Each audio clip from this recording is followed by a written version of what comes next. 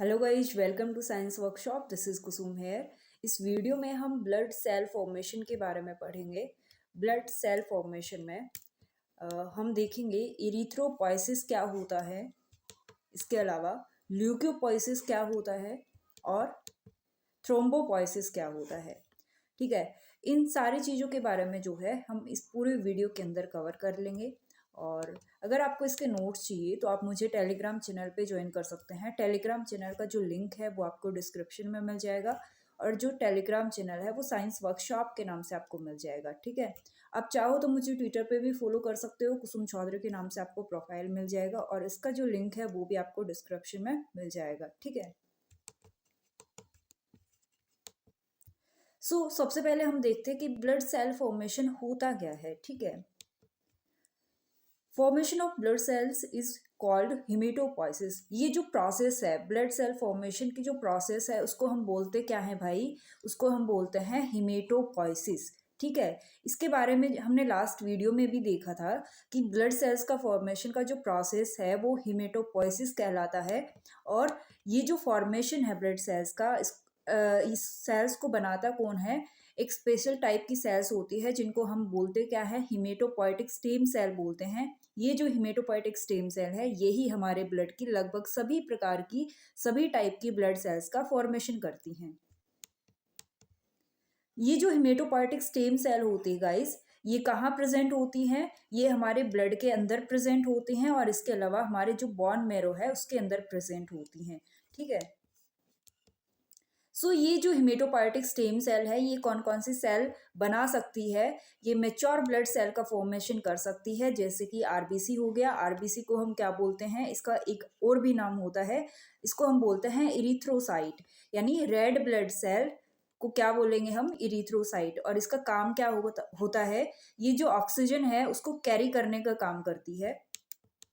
Second कौन से type की सेल्स होती है, प्लेटलेट्स होती है। प्लेटलेट्स जो है, ठीक है, ये जो प्लेटलेट्स है ये क्या काम करेगी, ये जो ब्लीडिंग होती है उसको स्टॉप करने का काम करती है। ठीक है, और थर्ड टाइप की सेल कौन सी होती है, डब्ल्यूबीसी होती है। और डब्ल्यूबीसी यानी वाइट ब्लड सेल्स, इनको हम ल्यूकोसाइट्स भी बोलते हैं। ठीक है, और ये जो ब्लड सेल है यानी डब्ल्यूबीसी जो है वो हमारे बॉडी में इन्फेक्शन से लड़ने के लिए, फाइट करने के लिए हमें मदद करती है, हेल्प करती है। और हम बोल सकते हैं कि डिजीज से, बीमारियों से लड़ने के लिए जो डब्ल्यूबीसी है वो हमारी मदद करती है। ठीक है, तो ये मेनली 3 टाइप की सेल्स हैं। ओके, और इन सारी सेल्स का फॉर्मेशन कौन करता है, हिमेटोपोइटिक स्टेम सेल्स करती हैं और इस पूरी प्रोसेस को हम हिमेटोपोइसिस बोलते हैं। देन हम देख रहे हैं कि फॉर्मेशन ऑफ ब्लड सेल को हम क्या बोल रहे हैं, हिमेटोपोइसिस। अगर हम बोले फॉर्मेशन ऑफ आरबीसी, आरबीसी को हम क्या बोलेंगे, इरिथ्रोसाइट बोलेंगे। तो फॉर्मेशन ऑफ आरबीसी क्या हो जाएगा, मतलब आरबीसी के बनने की प्रोसेस क्या हो जाएगी, इरिथ्रोपोइसिस हो जाएगी। ठीक है, देन फॉर्मेशन ऑफ डब्ल्यूबीसी, यानी डब्ल्यूबीसी के बनने की प्रोसेस, डब्ल्यूबीसी को हम ल्यूकोसाइट्स भी बोलते हैं। दैट्स वाई डब्ल्यूबीसी के बनने की प्रोसेस को हम बोलते हैं ल्यूकोपोइसिस। ओके, थर्ड जो टाइप है वो है फॉर्मेशन ऑफ प्लेटलेट्स। प्लेटलेट्स के फॉर्मेशन को हम क्या बोलेंगे, थ्रोम्बोपोइसिस बोलते हैं। ठीक है, वन बाय वन करके हम तीनों टाइप के जो ब्लड का सेल का फॉर्मेशन हो रहा है, इरिथ्रोपोइसिस, ल्यूकोपोइसिस और थ्रोम्बोपोइसिस को देखेंगे। सबसे पहले हम आते हैं इरिथ्रोपोइसिस के ऊपर। इरिथ्रोपोइसिस कैसे होता है, क्या क्या स्टेजेस जो है उसके अंदर इन्वॉल्व होती हैं। देखो, हमें वर्ड से ही पता चल रहा है कि इरिथ्रो, इरिथ्रो का मतलब होता है रेड। ठीक है, और पोइसिस का मतलब होता है टू मेक, यानी जो रेड ब्लड सेल को बनाने का प्रोसेस है वही क्या है, इरिथ्रोपोइसिस है। ओके,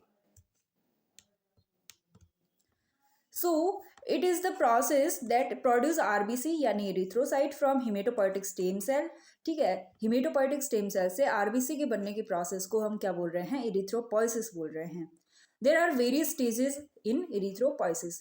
इरिथ्रोपोइसिस की जो प्रोसेस है उसके अंदर बहुत सारी स्टेजेस होती हैं और उन सारी स्टेजेस को अभी हम देखेंगे। Stages of erythropoiesis. First stage क्या होती है गाइस, प्रो इरिथ्रोब्लास्ट। हमारे पास में हेमेटोपोइटिक स्टेम सेल होती हैं, उससे क्या बनेगी, प्रो इरिथ्रोब्लास्ट बनेगी, ठीक है। सेकेंड स्टेज होगी इसमें इरिथ्रोब्लास्ट। थर्ड स्टेज जो है वो होगी नॉर्मोब्लास्ट। फोर्थ स्टेज जो है वो है रेटिक्युलोसाइट।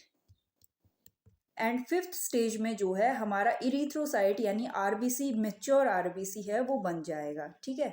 मेच्योर रेड ब्लड सेल जो है वो फिफ्थ स्टेज में बन जाएगा। टोटल 5 स्टेज होती है। फर्स्ट में हमारे हिमेटोपोइटिक स्टेम सेल जो है उनसे प्रो इरिथ्रोब्लास्ट बनेगा, देन इससे इरिथ्रोब्लास्ट बनेगा, देन इससे नॉर्मोब्लास्ट बनेगा, देन इससे रेटिक्युलोसाइट बनेगा। रेटिक्युलोसाइट से हमारा इरिथ्रोसाइट यानी आरबीसी बन जाएगा, ठीक है। हमको पता होता है आरबीसी में जो है वो न्यूक्लियस प्रेजेंट नहीं होता है, आरबीसी के अंदर केंद्रक नहीं पाया जाता है, ठीक है। सो आप इस डायग्राम में देख सकते हैं कि प्रोडक्शन ऑफ इरिथ्रोसाइट्स यानी जिसको हम इरिथ्रोपोइसिस बोल रहे हैं, ओके। सो हमारे पास में सबसे पहले है हीमोसाइटोब्लास्ट, जो कि जो हीमोपोइसिस होता है उसके अंदर हिमेटोपोइटिक स्टेम सेल होती है, उससे बनता है हीमोसाइटोब्लास्ट। अब हीमोसाइटोब्लास्ट से क्या बन जाएगा, प्रो इरिथ्रोब्लास्ट बन जाएगा। क्या बन जाएगा, प्रो इरिथ्रोब्लास्ट बन जाएगा। ये जो प्रो इरिथ्रोब्लास्ट है ये कमिटेड सेल होती हैं। कमिटेड किसके लिए है भाई, कमिटेड है कि अब ये आगे जाके आरबीसी ही बनाएगी, ठीक है। यहाँ हीमोसाइटोब्लास्ट जो है वो एक स्टेम सेल है, और स्टेम सेल जो है वो बहुत सारे टाइप की सेल बना सकती है। यहाँ पे ये सेल क्या होगी, कमिटेड होगी, ये सिर्फ आरबीसी का ही फॉर्मेशन करेगी, ठीक है। देन इससे क्या बनेगा, अर्ली इरिथ्रोब्लास्ट बनेगा। ये पूरा डेवलपमेंटल पाथवे होगा, यहाँ पे राइबोसोम का सिंथेसिस हो जाएगा इस फेज के अंदर। देन लेट इरिथ्रोब्लास्ट बनेगा, ठीक है। लेट इरिथ्रोब्लास्ट से क्या होगा, नॉर्मोब्लास्ट बन जाएगा, और यहाँ पे जो है वो हमारा हीमोग्लोबिन जो है वो एक्यूमुलेट होने लग जाएगा, ठीक है। देन नॉर्मोब्लास्ट के बाद में जब नेक्स्ट स्टेज आएगी उससे पहले जो है इसमें जो न्यूक्लियस बना था उसका इजेक्शन हो जाएगा, यानी न्यूक्लियस डिसअपियर हो जाएगा। स्टार्टिंग में तो यहाँ पे न्यूक्लियस होते हैं सेल के अंदर, लेकिन जैसे ही हमारा इरिथ्रोसाइट बन जाएगा वहां पे न्यूक्लियस हमें देखने को नहीं मिलता है, ठीक है। तो नॉर्मोब्लास्ट से रेटिक्युलोसाइट में जब जाएगी ये स्टेज, तो यहाँ पे हमारा न्यूक्लियस जो है वो क्या हो जाएगा, डिसअपियर होने लग जाएगा, ठीक है। देन रेटिक्युलोसाइट से फाइनली हमारा मैच्योर आरबीसी यानी इरिथ्रोसाइट बन जाएगा। अब यहाँ पे इसके पास में न्यूक्लियस नहीं होता, और न्यूक्लियस नहीं होने की वजह से इसका जो शेप है, ठीक है, उसको हम बोलते हैं बाइकॉनकेव शेप होती है, और वो हमारी ब्लड वेसल्स के अंदर इजीली मूव कर पाती है इस शेप के कारण, ठीक है, जिसके अंदर हमारा हीमोग्लोबिन जो है वो प्रेजेंट होता है। हीमोग्लोबिन का कलर जो है वो रेड होता है, और इसी वजह से इरिथ्रोसाइट का जो कलर है वो भी रेड होता है, ठीक है। सो आई होप ये समझ में आ गया होगा कि इरिथ्रोपोइसिस क्या होता है, क्या प्रोसेस होता है। अभी इसको हम थोड़ा और डिटेल में भी देखेंगे। एक इस जो स्टेप है इसकी वो मैंने एक्सप्लेन करी हुई है। यहाँ पे हम देखते हैं the mechanism of erythropoiesis. So सबसे पहले क्या होगा कि भाई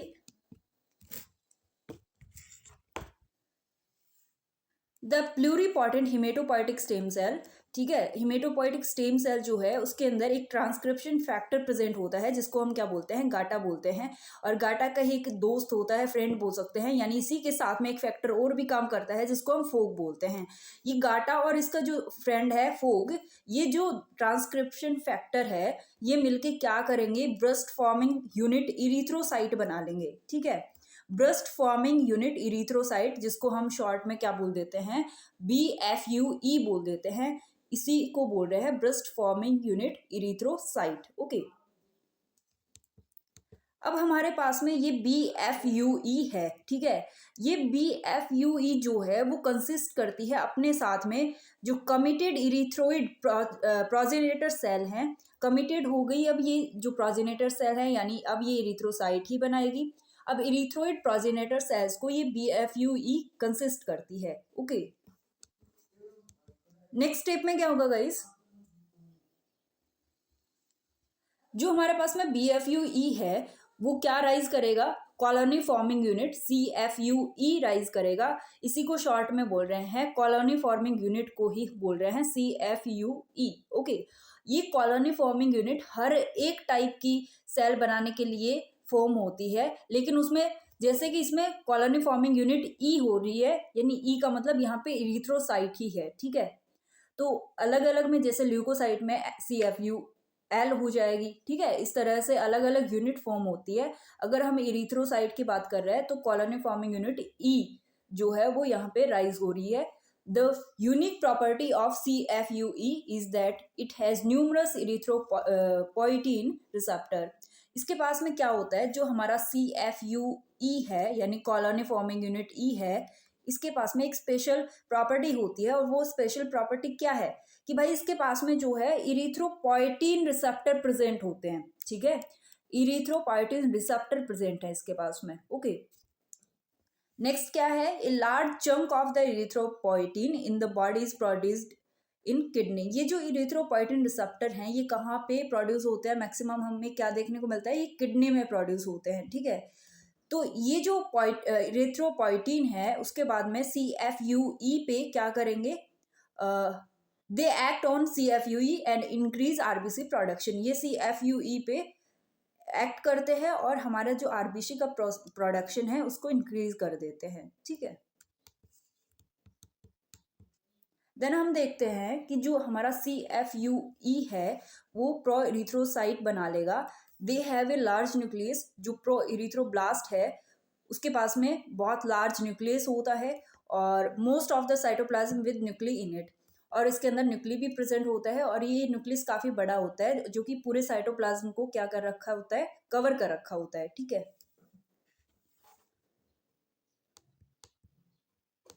नेक्स्ट पॉइंट देखते हैं। सो यहाँ पे हमारे पास में द प्रो इरिथ्रोब्लास्ट बन गया। अब इससे क्या बनेगा, बेसोफिलिक इरिथ्रोब्लास्ट बन जाएगा। The blue colour due to the nucleus incorporate basophilic staining. इसका जो ब्लू कलर होता है वो न्यूक्लियस का बेसोफिलिक स्टेनिंग के साथ में इनकॉर्पोरेशन की वजह से होता है, यानी कि न्यूक्लियस जो है वो बेसोफिलिक स्टेनिंग से इनकॉर्पोरेट कर जाएगा, जुड़ जाएगा, इसी वजह से जो है वो ब्लू कलर दिखेगा इसका।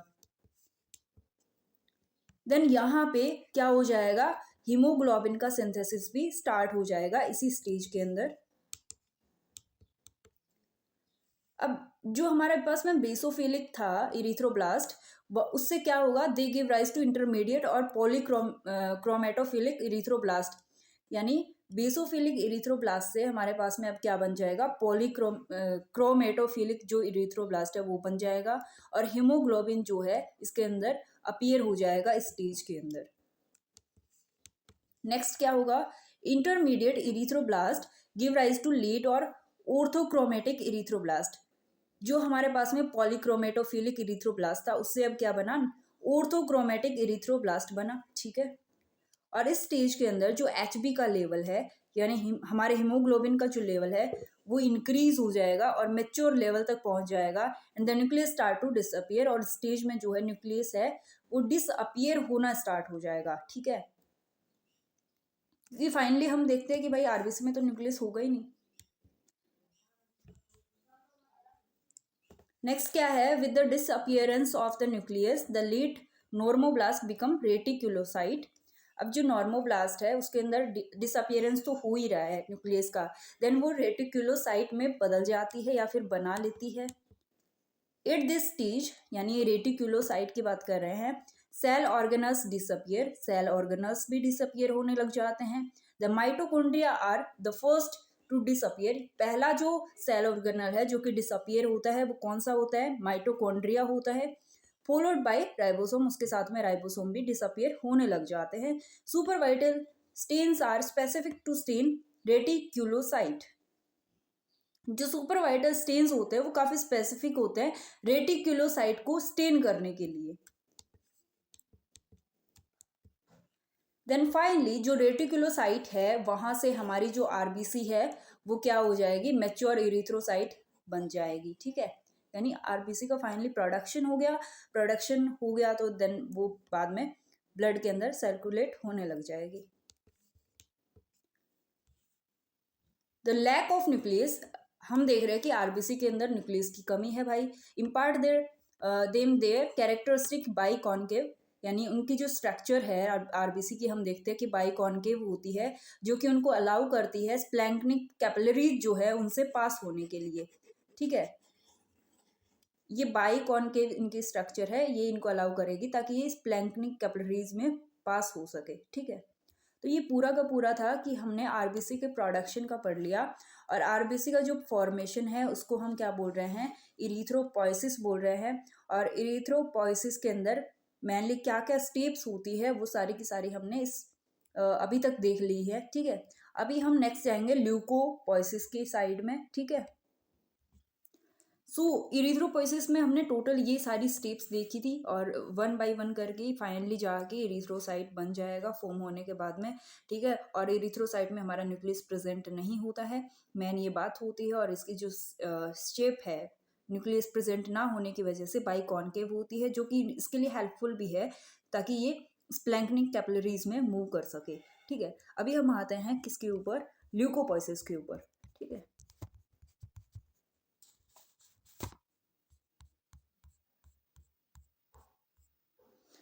अभी हमारा स्टार्ट होता है ल्यूकोपोइसिस। ल्यूकोपोइसिस का मतलब क्या हुआ कि जो डब्ल्यूबीसी है उसका फॉर्मेशन, यानी ल्यूकोसाइट का formation. Leukopoiesis is the process through which leukocyte यानी WBC are generated from hematopoietic stem cell in the bone marrow.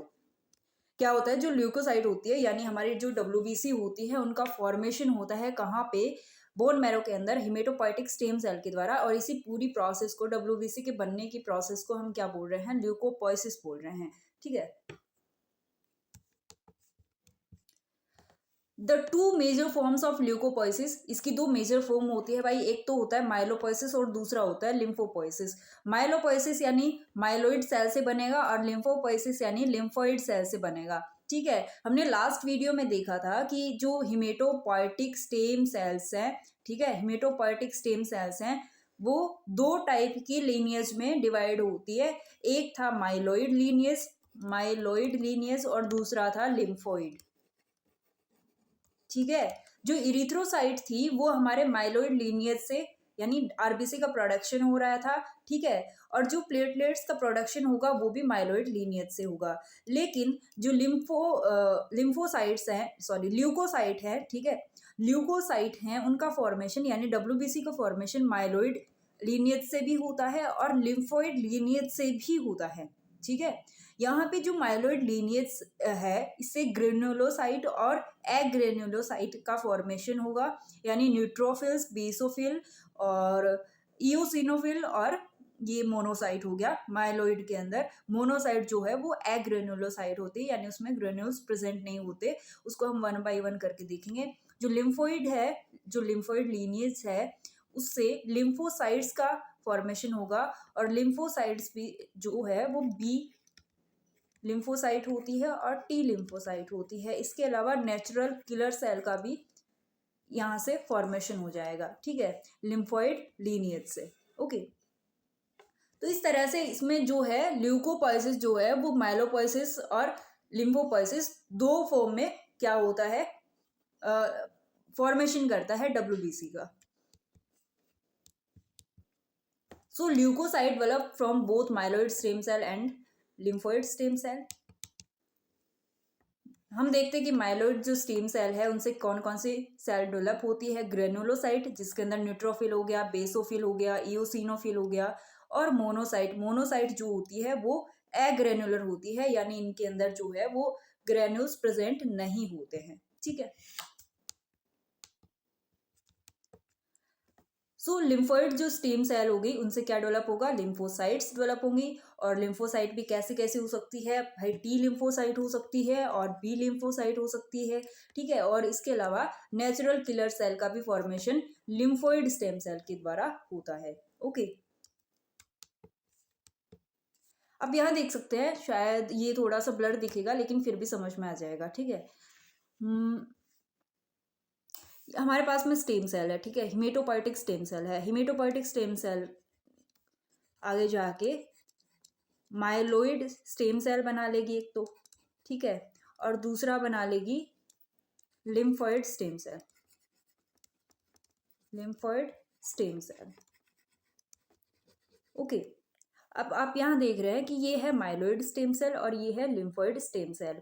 अब माइलोइड स्टेम सेल है, उससे क्या बनेगा, हमारा प्लेटलेट्स बन जाएगा और दूसरा हमारा इरिथ्रोसाइट्स यानी आरबीसी बन जाएगा। लेकिन साथ ही साथ इसके अंदर जो माइलोइड स्टेम सेल है, इससे हमारा क्या बनता है, डब्ल्यूबीसी भी बनता है, डब्ल्यूबीसी का प्रोडक्शन भी होता है। ठीक है, सो यहाँ पे हम ये देख रहे हैं कि भाई यहाँ पे इओसिनोफिल, बेसोफिल और न्यूट्रोफिल और इसके अलावा जो मोनोसाइट है उसका फॉर्मेशन हो रहा है। ठीक है, यहाँ पे ये मोनोसाइट का फॉर्मेशन कर रही है जो कि एग्रेनुलोसाइट है। ठीक है, यहाँ पे जो लिम्फोइड स्टेम सेल है वो आगे जाके बी लिम्फोसाइट और टी लिम्फोसाइट बना रही है और नेचुरल किलर सेल बना रही है। ठीक है, इसको मैंने थोड़ा सा आगे एक्सप्लेन करा हुआ है इस डायग्राम में, जो वो प्रॉपरली शो नहीं हो पा रहा है। ठीक है, आगे देख लेंगे हम। देखो डिफरेंट डिफरेंट स्टेजेस होती है। हम यहाँ देखते हैं कि भाई हमारे पास में क्या था, हिमेटोपोइटिक स्टेम सेल है और हिमेटोपोइटिक स्टेम सेल आगे जाके एक तो माइलोइड स्टेम सेल बना रही है और एक लिम्फोइड स्टेम सेल बना रही है। आगे जाके ये माइलोइड से हमारे पास में एक तो ग्रेन्युलोसाइट बन जाएगा। हम सिर्फ डब्ल्यूबीसी की बात करेंगे यहाँ पे, क्योंकि माइलोइड से तो हमारा आरबीसी भी बन रहा था और हमारा प्लेटलेट्स भी बन रहा था। लेकिन यहाँ पे जो ग्रेनुलोसाइट है जो कि डब्ल्यूबीसी है, ठीक है, और एग्रेनुलोसाइट, इसी से हमारा एग्रेनुलोसाइट भी बनता है, एग्रेनुलोसाइट। ग्रेनुलोसाइट की बात करें तो कौन कौन सी आ जाती है, न्यूट्रोफिल, बेसोफिल और इओसिनोफिल होती हैं। एग्रेनुलोसाइट की बात करें तो इसमें मोनोसाइट आती हैं। ठीक है, लिम्फोसाइट से जो है वो हमारे पास में क्या बनता है, एक तो टी लिम्फोसाइट बनेगा, बी लिम्फोसाइट बनेगा और नेचुरल किलर सेल का फॉर्मेशन होगा। ठीक है, तो पूरे जो ल्यूकोपाइसिस की यही प्रोसेस होती है और इसमें कौन कौन सी स्टेजेस होती है वो भी अभी हम देख लेंगे। ठीक है, फर्स्ट स्टेज जो है ग्रेनुलोपोइसिस में देख रहे हैं, यानी ग्रेनुलोसाइट का जब फॉर्मेशन होगा उसको हम ग्रेनुलोपोइसिस बोलेंगे। तो इसमें फर्स्ट जो स्टेप है वो है माइलोब्लास्ट। सेकेंड स्टेज जो है वो होगी प्रोमाइलोसाइट बनेगी, देन माइलोसाइट का फॉर्मेशन होगा, देन मेटामाइलोसाइट का फॉर्मेशन होगा, देन बैंड सेल्स बन जाएगी और फाइनली जो है हमारी ग्रेनुलोसाइट बन जाएगी। और जैसे कि मैंने बताया ग्रेनुलोसाइट इओसिनोफिल भी हो सकती है, बेसोफिल भी हो सकती है और न्यूट्रोफिल्स भी हो सकती है और सभी में ये स्टेजेस तो होती ही हैं। ठीक है, और इनको थोड़ा सा डिटेल में पढ़ लेंगे, अलग अलग हम बेसोफिल, इओसिनोफिल और न्यूट्रोफिल को नहीं पढ़ेंगे। हम देख लेंगे कि नॉर्मली ग्रेनुलोपोइसिस होता कैसे है, यानी इन सारी सेल्स का लगभग सेम तरीके से ही क्या होगा, फॉर्मेशन होगा।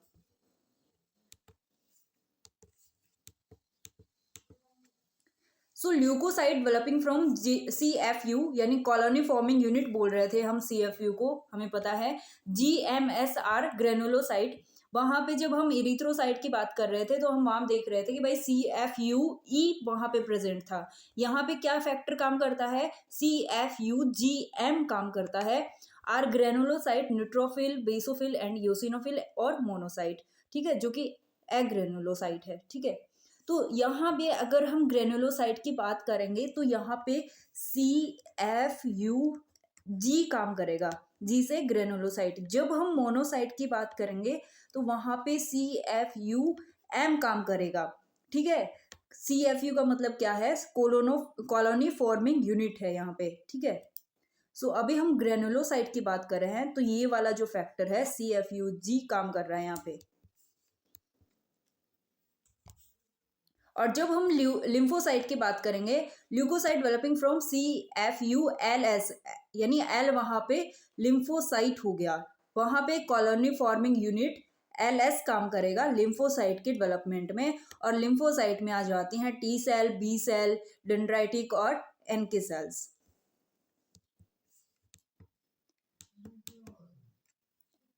सो इसकी पूरी प्रोसेस क्या है वो देखते हैं हम। Under the stimulation of cytokines, GM, CSF, ये कुछ साइटोकाइंस हैं जिनसे क्या होगा, इन्फ्लुएंस होगा ये प्रोसेस CFU GM के बनने का प्रोसेस, ठीक है। जैसे कि GM CSF हो गया, GCSF हो गया, IL3 हो गया, जिससे CFUGEMM होगा, और इससे क्या हमारा बन जाएगा, CFUGM बन जाएगा, यानी कॉलोनी फॉर्मिंग यूनिट बन जाएगा। G से ग्रेनुलोसाइट, M से मोनोसाइट, ठीक है। तो यहाँ पे बाद में जाके क्या होगा, ये CFUGM बना है, आगे जाके डिफ्रेंशिएट हो जाएगा सिर्फ CFUG में, यानी कॉलोनी फॉर्मिंग यूनिट ग्रेनुलोसाइट में हमारा ये ट्रांसक्रिप्शन फैक्टर आगे डिफ्रेंशिएट हो जाएगा। स्टेजेस जो है वो देखते हैं अभी हम। पहला स्टेज हमने क्या देखा, माइलोब्लास्ट बनेगा, large cell with a large nucleus. इसके अंदर जो है ये माइलोब्लास्ट है, इसमें लार्ज सेल होती है और उसके अंदर जो न्यूक्लियस होता है, जो केंद्रक होता है, वो भी बहुत लार्ज होता है, and which demonstrate basophilic staining, जो कि बेसोफिलिक स्टेनिंग से डेमोन्स्ट्रेट होता है। This stage exist for all granulocyte, यानी जितने भी टाइप की ग्रेनुलोसाइट हम पढ़ेंगे उसमें सब में ये स्टेज बनेगा ही माइलोब्लास्ट का। नेक्स्ट स्टेज कौन सा है, प्री माइलोसाइट है। प्री माइलोसाइट में क्या होगा भाई, during this stage primary granules, यानी प्राइमरी ग्रेन्यूल्स जो है वो इस स्टेज में बन जाएंगे, और ये स्टेज भी सभी ग्रेनुलोसाइट के अंदर प्रेजेंट होगी। और आगे वाली जो स्टेज है वो थोड़ी सी डिफरेंट होने लग जाएगी। वो क्यों, माइलोसाइट जैसे है, जैसे न्यूट्रोफिल की बात करेंगे हम, तो यहाँ पे न्यूट्रोफिलिक माइलोसाइट बनेगा। अगर हम बेसोफिल की बात करेंगे तो यहाँ पे बेसोफिलिक माइलोसाइट बनेगा। तो इस तरह से बस जो फैक्टर है वो अलग अलग सेल के लिए थोड़ा अलग अलग काम करेंगे, बाकी यही स्टेजेस होती है, ठीक है। तो माइलोसाइट में मेनली क्या देखने को मिलता है, the development of granules continue with this stage, यानी ग्रेन्यूल्स इस स्टेज के अंदर भी बनते रहते हैं। At this point the nucleus is starting to shrink, जो न्यूक्लियस है वो श्रिंक होना स्टार्ट कर देता है इस स्टेज के अंदर। नेक्स्ट स्टेज कौन सा होगा, मेटामाइलोसाइट होगा, और मेटामाइलोसाइट के अंदर क्या होगा, at this stage of metamyelocyte the cell nucleus is becoming kidney shaped, यानी जो हमारा सेल का न्यूक्लियस है उसकी शेप कैसे होने लग जाएगी स्टेज के अंदर, किडनी शेप हो जाएगी, ठीक है। किडनी शेप ये कुछ इस तरह से हम देख सकते हैं ना, इस तरह सा जो न्यूक्लियस है वो हमें देखने को मिल जाएगा। बैंड सेल नेक्स्ट स्टेज आ गया, nucleus becomes even more band, ज्यादा बैंड हो जाएगा, ठीक है, in the stage of band cell. इस बैंड सेल स्टेज के अंदर जो न्यूक्लियस है उसकी शेप कैसे हो जाएगी, और थोड़ा बेंट हो जाएगा वो, ठीक है। देन फाइनली हमारा जो है ग्रेनुलोसाइट बन जाएगा। The maturation is finished with the emergence of segmented nucleus, यानी यहाँ पे ग्रेनुलोसाइट जब बनेगा तो न्यूक्लियस कैसा होगा हमारे पास में, सेगमेंटेड होगा। That is specific for a mature granulocyte, जो कि स्पेसिफिक होगा हर एक ग्रेनुलोसाइट के लिए, यानी अगर हम न्यूट्रोफिल की बात कर रहे हैं तो उसके लिए अलग से स्पेसिफिक न्यूक्लियस होगा, अगर बेसोफिल की बात करें तो थोड़ा उसके लिए अपना स्पेसिफिक न्यूक्लियस होगा, और होगा सब में सेगमेंटेड। और अगर हम इओसिनोफिल की बात कर रहे हैं उसमें भी अपना एक स्पेसिफिक मैच्योर ग्रेनुलोसाइट के अंदर न्यूक्लियस एक स्पेसिफिक होगा, ठीक है। तो यहाँ पे गाइज ये ग्रेनुलोसाइट की फॉर्मेशन की बात करें जिसको हम ग्रेनुलोपोइसिस बोल रहे हैं, और जो कि 3 टाइप की हो सकती है, न्यूट्रोफिल, बेसोफिल और इओसिनोफिल, ओके। नेक्स्ट जो है लिम्फोसाइट, लिम्फोसाइट नहीं, जो ल्यूकोसाइट है वो है मोनोसाइट, यानी WBC का ही एक टाइप होता है मोनोसाइट, और ये भी किससे फॉर्म होगी, माइलोइड सेल से फॉर्म होगी, ओके। माइलोइड स्टेम सेल से मोनोसाइट का फॉर्मेशन होगा। हम इसको इतना ज़्यादा डिटेल में नहीं जाएंगे, नॉर्मल स्टेजेस देख लेते हैं कि कौन कौन से स्टेज होती है। सबसे पहले मोनोब्लास्ट बनेगा, मोनोब्लास्ट से प्री मोनोसाइट बन जाएगा, देन मोनोसाइट बन जाएगा। आई थिंक ये प्रो मोनोसाइट होगा, ठीक है। और सबसे पहले मोनोब्लास्ट बनेगा, देन प्रो मोनोसाइट बन जाएगा, देन मोनोसाइट बन जाएगा, ठीक है। 3 स्टेजेस में फाइनली हमारा जो मैच्योर सेल है मोनोसाइट वो बन के तैयार हो जाएगा, ठीक है। देन नेक्स्ट कौन सा बच गया गाइस, यहाँ पे गाइज ये होता है, मोनोसाइट जो है बन जाएगा, उसके बाद में एक मैक्रोफेज बनता है। मैक्रोफेज भी कैसे बनता है, once the monocyte has enter tissue, tissue के अंदर जब मोनोसाइट एंटर कर जाती है तो डिफ्रेंशिएट कर जाती है मैक्रोफेज के अंदर, ठीक है। मोनोसाइट ही आगे जाके मैक्रोफेज को में डिफ्रेंशिएट हो जाएगी, तो इस तरह से आगे जाके मैक्रोफेज का भी फॉर्मेशन हो जाएगा। देन हम देखते हैं कि लिम्फोसाइट का फॉर्मेशन होगा, और लिम्फोसाइट भी कितने टाइप की होती है भाई, एक तो होती है टी लिम्फोसाइट, ठीक है, टी सेल बोल सकते हैं, और एक होती है बी लिम्फोसाइट यानी बी सेल्स होती हैं। और ये किससे डेवलप होगी, ये हमारे जो हिमेटोपोएटिक स्टेम सेल है वो आगे जाके किस में डिफ्रेंशिएट हुई थी, लिम्फोइड सेल में डिफ्रेंशिएट हुई थी। तो लिम्फोइड सेल से इन सेल का फॉर्मेशन होगा किसका, लिम्फोसाइट का, यानी बी सेल का और टी सेल का, जिसको हम टी लिम्फोसाइट और बी लिम्फोसाइट भी बोल सकते हैं, ठीक है। सो लिम्फोसाइट डेवलप फ्रॉम CFULS, ठीक है। यहाँ पे common colony forming unit L काम करती है, यानी लिम्फोसाइट काम करती है, कॉलोनी फॉर्मिंग यूनिट लिम्फोसाइट बोलेंगे इसको। Those destined to become T cell and B cell, जो कि आगे जाके क्या बना लेगी, टी सेल और बी सेल का फॉर्मेशन कर लेगी। तो इसको हम यहीं तक रखेंगे कि बहुत लंबा हो जाएगा, और जो आपके सिलेबस में है मैं उसके हिसाब से चल रही हूँ, क्योंकि आपको क्वेश्चन आएगा लगभग या तो 5 मार्क्स का आ जाएगा या 20 मार्क्स का आएगा, तो भी इतना ज़्यादा लिखने की ज़रूरत नहीं होती, लगभग 6 से 7 पेज भरने होते हैं, और उसमें एक लिमिटेड होता है कि आप किसी भी टॉपिक के बारे में कितना भी पढ़ सकते हो ऐसे तो, लेकिन ये नहीं है कि आप हर एक टॉपिक के इधर उधर लेफ्ट राइट अप डाउन सब कुछ पढ़ डालोगे, जितना लिमिटेड है बस उतना ही पढ़ेंगे हमारे सिलेबस के अकॉर्डिंग, ठीक है। तो थ्रोम्बोपोइसिस पढ़ेंगे, यानी कि हमारे प्लेटलेट्स का जो फॉर्मेशन होता है वो कैसे होता है, ठीक है। थ्रोम्बोपोइसिस किसको बोल रहे हैं हम, प्लेटलेट्स के फॉर्मेशन को बोल रहे हैं। So as with erythrocyte, thrombocyte, megakaryoblast, multipotential myeloma stem cell, यानी कि सबसे पहले जो माइलोइड स्टेम सेल बनती है हम यहाँ पे देखते हैं,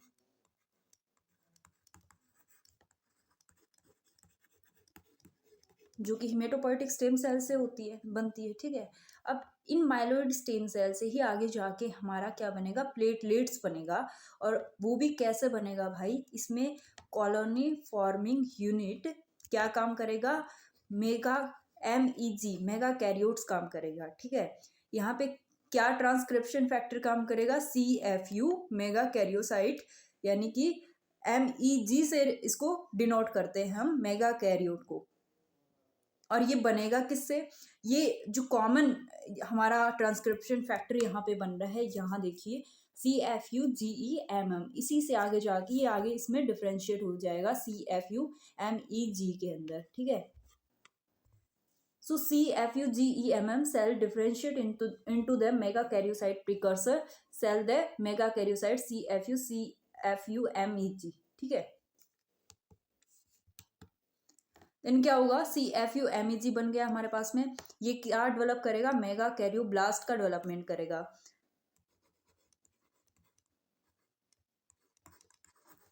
माइलोइड सेल, देन हमारा CFUMEG फैक्टर आया, ट्रांसक्रिप्शन फैक्टर बोल सकते हैं। अब हमारा क्या बन गया,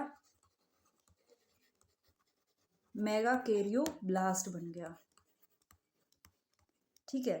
तो ये पूरा प्रोसेस होता है, आगे जाके इससे मेगा कैरियोब्लास्ट से मेगा कैरियोसाइट बन जाएगी, ठीक है।